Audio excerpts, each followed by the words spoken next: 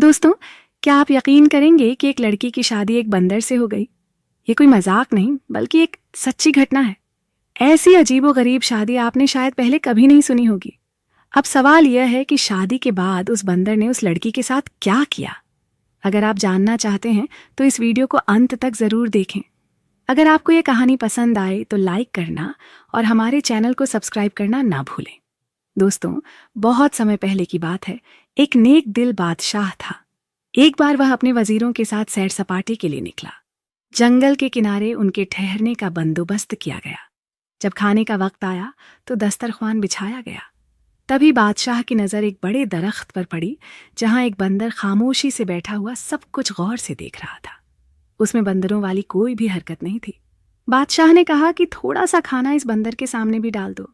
नौकरों ने थोड़ा सा खाना उस बंदर के सामने भी डाल दिया। तभी वह बंदर पेड़ से नीचे उतरकर बादशाह के करीब आ गया। उसके हाथ में एक छोटी सी टिकरी थी। उसने पास पड़ी एक कोयले की टुकड़ी उठाई और टिकरी पर कुछ लिखने लगा। फिर वह टिकरी बादशाह की ओर बढ़ा दी। उस पर लिखा था, मैं ऐसे ही खाना नहीं खाऊंगा, बल्कि जैसा दस्तरख्वान बादशाह के लिए सजाया गया है वैसा ही मेरे लिए भी लगाया जाए। बादशाह को यह देखकर बड़ी हैरानी हुई। बादशाह ने हुक्म दिया कि इसके लिए भी एक ऐसा ही दस्तरख्वान लगाओ जैसा कि मेरे लिए लगाया गया है। इसके बाद बंदर दरख्त से नीचे उतर कर आया और खाना खाकर फिर से दरख्त के ऊपर चढ़ गया। अचानक आसमान पर काले रंग के बादल छा गए। नौकरों ने जल्दी जल्दी सारा सामान समेटा। बादशाह ने अपने नौकरों से कहा, बंदर के सामने एक टाट का टुकड़ा रख दो ताकि वह भीग न जाए। नौकरों ने फौरन टाट का टुकड़ा बंदर के पास रख दिया। इस पर बंदर ने फिर से टिकरी पर कुछ लिखा और बादशाह को थमा दी। उस पर लिखा था, जैसा खेमा बादशाह के लिए लगाया गया है वैसा ही मेरे लिए भी लगाया जाए, तभी मैं आऊँगा। बादशाह ने तुरंत हुक्म दिया और बंदर के लिए वैसा ही खेमा तैयार करवा दिया गया। इतने में बारिश शुरू हो गई और बंदर आराम से दरख्त से उतरकर अपने खेमे में चला गया।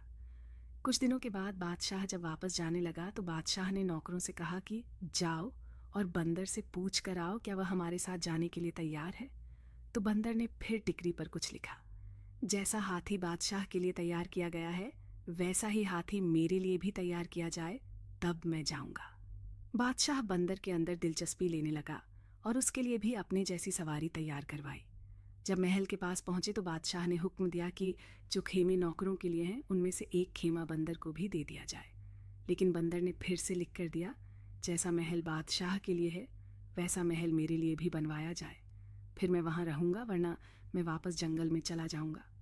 बादशाह के पास एक और महल भी था जहाँ वह बहुत कम आया जाया करता था। वह महल बंदर को दे दिया गया। बादशाह की बीवी और महल के नौकर अब बंदर से काफ़ी घुल मिल गए थे और उसे देखकर खुश हो जाते। उधर बंदर ने भी अब बादशाह के महल में आना जाना शुरू कर दिया। बंदर मुकदमे बहुत ही गौर से सुनता।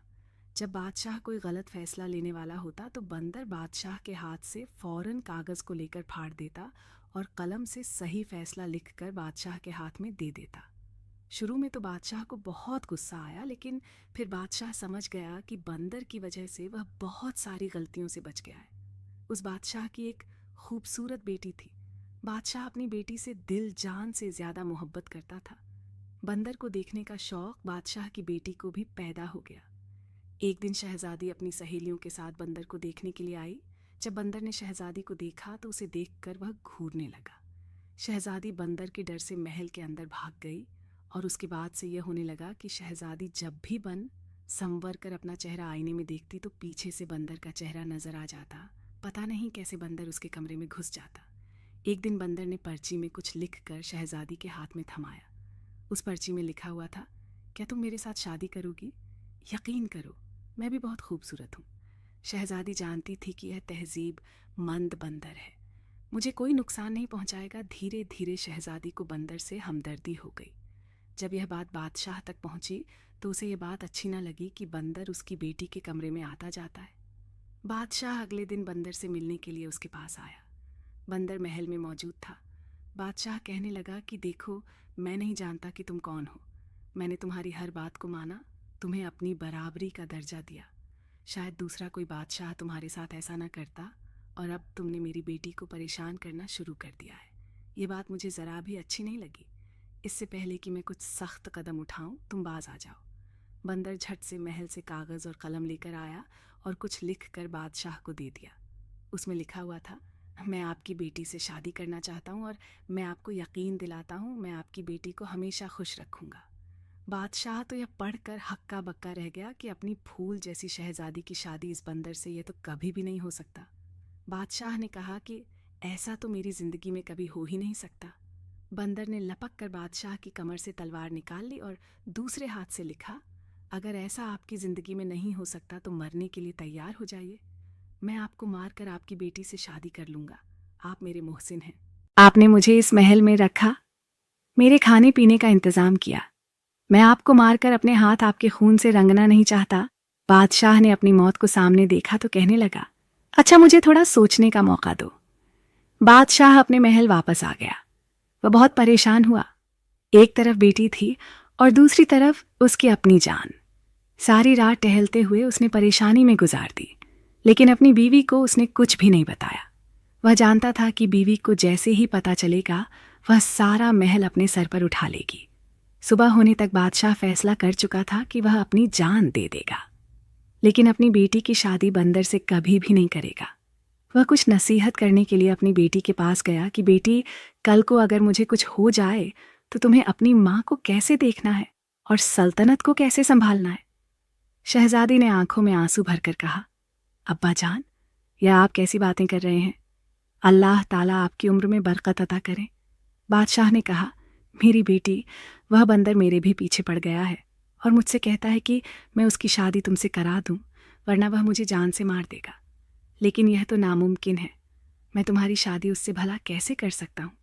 तुम्हारी माँ ने उसके कत्ल के कई बार मंसूबे किए हैं, लेकिन वह हमेशा नाकाम रही। वह बंदर आज भी जिंदा फिरता है। बादशाह कहने लगा कि मैं जाकर बंदर को साफ साफ बता देता हूँ कि मैं तुम्हारी शादी अपनी बेटी के साथ कभी भी नहीं कर सकता। उसके बाद शायद वह मुझे मार दे। तुम अपनी माँ के साथ तहखाने में जाकर छुप जाना और उस वक्त तक बाहर ना निकलना जब तक कि वह बंदर यहाँ से चला ना जाए। शहजादी ने कहा कि अब्बा, आपकी जान इतनी बेकार तो नहीं है। आप मेरे वालिद ही नहीं, इस सल्तनत के बादशाह भी हैं। आप जाकर बंदर से मेरे रिश्ते के लिए हाँ कर दीजिए। आखिरकार शहजादी ने जैसे तैसे अपने बाप को मना ही लिया। बादशाह ने बंदर को अपनी रजामंदी बताई और बंदर ने कहा, आप शादी की तैयारी शुरू करें। मल्लिका को जब यह बात मालूम हुई, उसने सारा महल अपने सर पर उठा लिया। निकाह वाले दिन बादशाह ने मल्लिका को एक कमरे में बंद कर दिया और शहजादी का निकाह उस बंदर के साथ करवा दिया। शहजादी रुखसत होकर बंदर के महल में चली गई। अगले दिन जब शहजादी महल वापस आई तो बहुत ही ज़्यादा खुश थी। मल्लिका ने जब यह देखा तो हैरान रह गई। मल्लिका बोली, बेटी, तुम उस बंदर के साथ इतनी खुश हो? शहजादी बोली, हाँ, मैं बहुत खुश हूँ।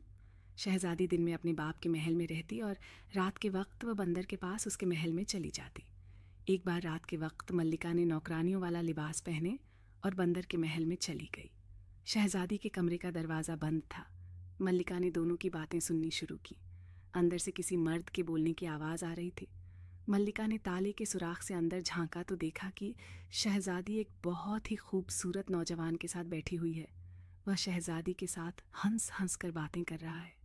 ये देखकर मल्लिका हैरान रह गई और सोचने लगी, अच्छा तो ये बात है, तभी तो मैं कहूँ कि मेरी बेटी भला इस बंदर के साथ इतना ज़्यादा खुश कैसे रह सकती है। अब मल्लिका वहाँ से पलट कर जाने लगी। उसको एक एक तरफ बंदर की खाल पड़ी हुई नजर आई।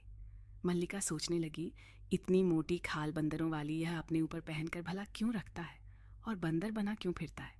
अगर मैं इस खाल को जला दूं तो फिर यह कभी भी बंदर नहीं बनेगा। ये सोचकर वह बंदर की खाल उठाकर अपने महल में ले आती है और उस खाल को आग लगा देती है। इधर मल्लिका ने बंदर की खाल को आग लगाई, उधर शहजादे को जलन महसूस होने लगी। शहजादा बचाव बचाव करके गायब हो गया। हैरान खून शहजादी अपने वालिद के महल में वापस आती है तो देखती है उसकी वालिदा ने बंदर की खाल को आग लगा दी थी। शहजादी ने जल्दी जल्दी से वह आग बुझाई। शहजादी को पता चल गया कि उसकी माँ का यह कारनामा है। वह रो रो कर कहने लगी, हाय अम्मा जान, आपने मेरा सुहाग उजाड़ दिया। आखिर आपकी क्या दुश्मनी थी मुझसे? उसकी माँ ने कहा, बेटी, मुझे क्या पता था। मैंने तो सोचा कि मैं वह बंदरों वाली खाल अगर जला दूंगी तो वह बिल्कुल नौजवानों की तरह मेरा जमाई राजा बना रहेगा। शहजादी ने कहा कि अम्मी जान, मैंने आपको कहा था ना कि मुझे मेरे हाल पर छोड़ दीजिए। अब आपको ठंडक पड़ गई। माँ शहजादी की तमाम बातों को सुनकर परेशान थी। जब बादशाह को पता चला तो बादशाह ने नौकरों को भेजा, लेकिन कहीं से भी बंदर की कोई खबर ना मिली। अब शहजादी ने जोगन वाले कपड़े पहन लिए और शहजादे की तलाश में निकल गई। जंगल जंगल, सहरा सहरा भटकती फिरती उसके पांव में छाले पड़ गए। शहजादी का रंग रूप पूरी तरह से बदल गया। एक रात शहजादी उसी जंगल में एक पेड़ के नीचे बैठी हुई थी। उस पेड़ के ऊपर एक चकोर और चकोरी बैठे हुए आपस में बातें कर रहे थे। शहजादी चुपचाप उनकी बातचीत सुन रही थी। चकोर दरअसल एक परिंदा होता है। चकोर ने चकोरी से कहा, क्या बात है चकोरी, तू इतनी परेशान क्यों दिख रही है? चकोरी ने जवाब दिया, क्या बताऊं, यहाँ से दूर यूरोप में एक शहजादा है जिसकी हालत देख दिल दुखता है। उसके पूरे जिस्म पर बड़े बड़े फोड़े हो गए हैं और इस दर्द में वह ठीक से सो भी नहीं सकता। कई हकीम और तबीब उसका इलाज करने की कोशिश कर चुके हैं, लेकिन कोई भी उसे ठीक नहीं कर पा रहा है। चकोर ने पूछा, शहजादे की हालत भला कैसे हुई? चकोरी ने कहा, किसी जालिम ने शहजादे को जलाकर मारने की कोशिश की थी। उसकी जान तो बच गई, लेकिन उसका सारा जिस्म जल गया है और अब उसे बेहद तकलीफ में रहना पड़ रहा है। चकोर ने गहरी सांस लेते हुए कहा, है चकोरी, क्या हमारे शहजादे की इस दर्द भरी हालत का कोई इलाज नहीं है? चकोर ने कहा है, अगर कोई हमारी बीट इकट्ठी कर ले और इन्हें संदल के साथ घिसकर 30 दिन तक रोजाना सुबह शाम शहजादे को लगाएं तो शहजादे के सारे जख्म भर जाएंगे। शहजादी समझ गई कि यह मेरे शहजादे के बारे में बात हो रही है। चकोर चकोरी तो सुबह उड़ गए। शहजादी ने उनकी सारी बीट इकट्ठा की और एक तबीब के भेष में वह यूरोप की तरफ चल पड़ी। वहां से कुछ ही मील की दूरी पर शहजादी को एक शहर नजर आया। शहर बहुत ही ज्यादा खूबसूरत था, लेकिन वहां की हर चीज पर उदासी छाई हुई थी। वहां के लोग बहुत ही ज्यादा परेशान थे और अपने अपने कामों को अंजाम दे रहे थे। शहजादी जिससे भी उसकी परेशानी की वजह पूछती तो सारे बताते कि उनके शहजादे की हालत बहुत ज्यादा खराब है। शहजादी ने बाजार से संदल खरीदा और दूसरी दवाई ली और ज़रूरत का सामान खरीदकर शहजादी शाही महल में पहुंच गई और पहरेदार से कहने लगी कि जाकर बादशाह से कहो कि हिमालय की पहाड़ियों से एक तबीब आया है, वह शहजादे का इलाज करेगा। पहरेदार भागता हुआ बादशाह के पास गया। बादशाह ने कहा कि उसे फौरन अंदर बुलाकर लाओ। बादशाह ने देखा कि यह तो अभी नौजवान है, यह शहजादे का भला क्या इलाज करेगा? इतने बड़े बड़े तबीब और हकीम जिसका इलाज ना कर सके। फिर भी बादशाह ने कहा, तुम भला क्या कर लोगे? बड़े बड़े तबीब और हकीम हार चुके हैं। शहजादी बोली, अगर 30 दिनों में शहजादा ठीक ना हुआ तो जो चोर की सजा है वही मेरी सजा। यह सुनकर बादशाह ने खुशी से हाँ कर दिया और शहजादी ने कहा कि मुझे शहजादे के साथ वाला कमरा चाहिए ताकि मैं दिन रात शहजादे की देखभाल कर सकूं। बादशाह के हुक्म पर शहजादी को शहजादे के साथ वाला कमरा दे दिया गया। शहजादी ने इलाज शुरू कर दिया और महीने भर ही में शहजादा पूरी तरह से ठीक हो गया, लेकिन जख्म अभी थोड़े थोड़े कच्चे थे। जैसे ही चकोर और चकोरी ने 30 दिन की बात की थी, इसी तरह शहजादी शहजादे की खिदमत करती रही और बादशाह ने उसे बहुत भारी इनाम देने की तैयारी कर रखी थी और शहजादा उस तबीब का दिल से शुक्रगुजार था। लेकिन हुआ यह कि 30वें दिन शहजादी ने शहजादे के जिस्म पर लेप किया और वहां से निकल गई और अपने महल की तरफ लौट आई। शहजादी ने वहां से लौटते वक्त शहजादी की अंगूठी उससे मांग ली थी और उसे अपने साथ लेकर अपने वालिद के महल लौट आई। उधर शहजादे को यह अंदाज़ा नहीं था कि तबीब अब वापस नहीं आएगा। महल में शहजादे की सेहत और शादी की तैयारियां जोर शोर से चल रही थीं, लेकिन तबीब का कहीं भी कोई अता पता नहीं था। शहजादा बेहद परेशान था और बादशाह भी यह सोचकर हैरान था कि वह कैसा तबीब था, ऐसा हकीम जो बिना किसी इनाम या बदले की इच्छा के खामोशी से यहाँ से चला गया। शहजादा जब मुकम्मल तौर पर ठीक हो गया तो उसको अपनी नई नवेली दुल्हन की याद आई। एक दिन वह अपने वालिद से इजाज़त लेकर शिकार के बहाने से निकला और सीधा अपने ससुराल चला गया। उसने शाही लिबास पहन रखा था। उसके साथ फौज का एक शाही दस्ता भी था। नौकरों ने उसे बड़े ही एहतराम के साथ महल में बिठाया और बादशाह को खबर दी। बादशाह बेटी के गम में वक्त से पहले ही बूढ़ा हो चुका था। शहजादे ने बड़े ही अदब से बादशाह को सलाम पेश किया। बादशाह ने कहा, बेटा तुम कौन हो, कहाँ से आए हो? शहजादे मालूम देते हो, लेकिन मैं तो तुम्हें नहीं जानता हूँ और मैंने तो इससे पहले तुम्हें कभी देखा भी नहीं है। शहजादे ने कहा, ए मेरे मोहसिन, आप भले ही मुझे नहीं जानते, लेकिन मैं आपको कभी भी नहीं भूल सकता हूँ। मैं तो आपको बहुत अच्छी तरह से जानता हूँ। दरअसल मैं वही बंदर हूँ जिसको आपने अपनी बराबरी का दर्जा दिया था, अपने महल में रखा, खिलाया पिलाया और अपनी बेटी के साथ मेरी शादी कर दी थी। बादशाह ने खुशी से और हैरत से पूछा कि बेटा, ये कैसे मुमकिन है? शहजादे ने कहा कि आपको मैं अपनी कहानी बाद में बताऊंगा, पहले बताइए कि मेरी दुल्हन कहाँ है। बादशाह ने कहा, बेटा, वह तुम्हारे जाने के बाद उसी महल में अकेले रहती है। शहजादा वहाँ खुशी से भागा, महल के अंदर गया। शहजादी गम की तस्वीर बनी बैठी थी, फूल सा चेहरा मुरझाया हुआ था। शहजादे को अपने सामने देखकर शहजादी को यकीन ही नहीं आया। शहजादे ने कहा, हाँ शहजादी, तुम्हारी मोहब्बत मुझे यहाँ खींच कर लाई है। तुम्हारी माँ ने तो मुझे मारने में कोई कसर ना छोड़ी, मेरा सारा जिस्म जला डाला, और जिसने मुझे ठीक किया है वह कुछ नहीं ले गया सिवाय अंगूठी के, और वह चुपचाप वहाँ से चला गया। शहजादी ने उसे अंगूठी दिखाते हुए पूछा, क्या यही आपकी अंगूठी है? शहजादे ने कहा, हाँ, लेकिन ये तुम्हारे पास कैसे आई? शहजादी ने कहा, क्योंकि वह तबीब कोई और नहीं बल्कि मैं ही थी। फिर शहजादी ने उसे पूरी कहानी सुनाई।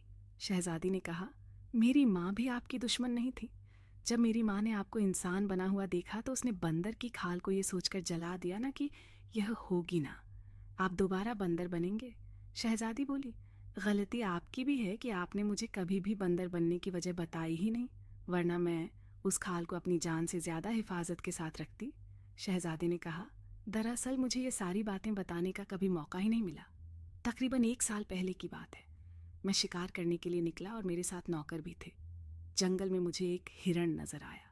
मैंने उस पर तीर चलाया, वह हिरण मेरी आंखों से ओझल हो गया। मैं उस हिरण की तलाश में निकला। मैं इतना आगे निकल गया कि मेरे साथ जो लोग थे वह सब के सब पीछे रह गए। मैं अपने साथियों से बिछड़ चुका था। मैंने देखा कि सहरा के पास एक बुजुर्ग बैठे हुए थे। उनके करीब एक 11 साल का बच्चा भी बैठा हुआ था। वह बुजुर्ग रो रहे थे। उस बच्चे की टांग से खून बह रहा था। वह बुजुर्ग रो रो कर उस शख्स को बद्दुआ देते जा रहे थे जिसने उस बच्चे की टांग पर तीर मारा था। मुझे देखकर बुजुर्ग ने गुस्से से कहा, तुम इंसान हो या बंदर हो, तमीज़ तो तुम्हें छूकर भी नहीं गुजरी है। बस उनके कहने की देर थी। मैं फौरन इंसान से बंदर की शक्ल में तब्दील हो गया। अब जंगल जंगल भटकता फिरे, तुझे कहीं भी ठिकाना नहीं मिलेगा। उनकी बद्दुआ से और अपनी हालत से मैं इतना परेशान हुआ, मैंने उनके पांव पकड़ ली, रो रो कर उनसे माफ़ी मांगने लगा। मेरी उस हालत को देखकर उस बच्चे को मुझ पर तरस आ गया। उसने अपने दादा से कहा कि दादा जान, जब इंसान अपनी गलती को मान ले तो उसे माफ़ कर देना चाहिए। हमें चाहिए कि हम इसे माफ़ कर दें।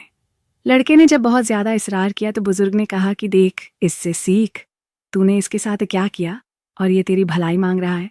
खैर, मैं अपनी बद्दुआ तो वापस नहीं ले सकता, लेकिन तुझे कुछ काम ज़रूर बता सकता हूँ जिससे तू हमेशा के लिए बंदर नहीं रहेगा।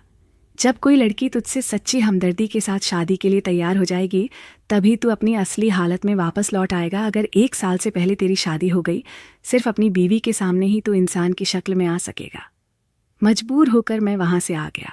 मैं वापस अपने महल भी नहीं जा सकता था और मेरा कोई और ठिकाना भी नहीं था। 6 महीना तक मैं जंगल में यूं ही भटकता रहा कि उसके बाद मेरी मुलाकात तुम्हारे वालिद के साथ जंगल में हो गई, जो मुझे वहाँ से अपने साथ महल में लेकर आ गए। फिर बादशाह ने तुम्हारी शादी मुझसे करवा दी और आगे की सारी बातें तो तुम अच्छी तरह से जानती हो। शहजादे की ये बात ख़त्म ही नहीं हुई थी कि मल्लिका और बादशाह ने सारी गुफ्तगू सुन ली।